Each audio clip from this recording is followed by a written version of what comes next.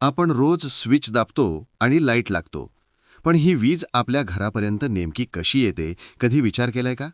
पंखा, TV, fridge, mobile charging या सगळ्यांच्या मागे एक मोठी इलेक्ट्रिकल सिस्टीम सतत काम करत असते. चला तर मग आज आपण पाहूया घरापर्यंत वीज कशी येते अगदी सोप्या भाषेत. सर्वात आधी वीज तयार होते पॉवर प्लांटमध्ये. कोळसा, पाणी, सूर्य किंवा वारा वापरून इथे ऊर्जा निर्माण केली जाते. टर्बाईन फिरते, जनरेटर चालू होतो आणि यांत्रिक ऊर्जा विद्युत ऊर्जेत बदलते.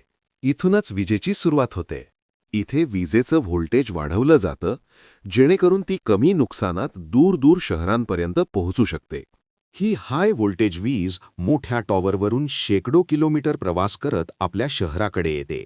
शहराजवळील सबस्टेशनमध्ये वीज पुन्हा कमी व्होल्टेजमध्ये रूपांतरित केली जाते आणि वेगवेगळ्या भागात पाठवली जाते.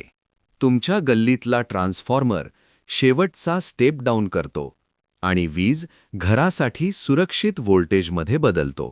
यानंतर वीज मीटरमधून घरात प्रवेश करते, जिथे तुमचा वापर युनिटमध्ये मोजला जातो. MCB आणि ELCB ओव्हरलोड, शॉर्ट सर्किट आणि लिकेजपासून संरक्षण करतात.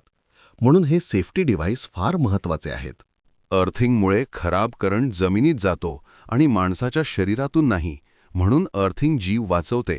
पॉवर प्लांटपासून ट्रान्सफॉर्मर, मीटर आणि वायरिंगपर्यंत हा आहे विजेचा पूर्ण प्रवास.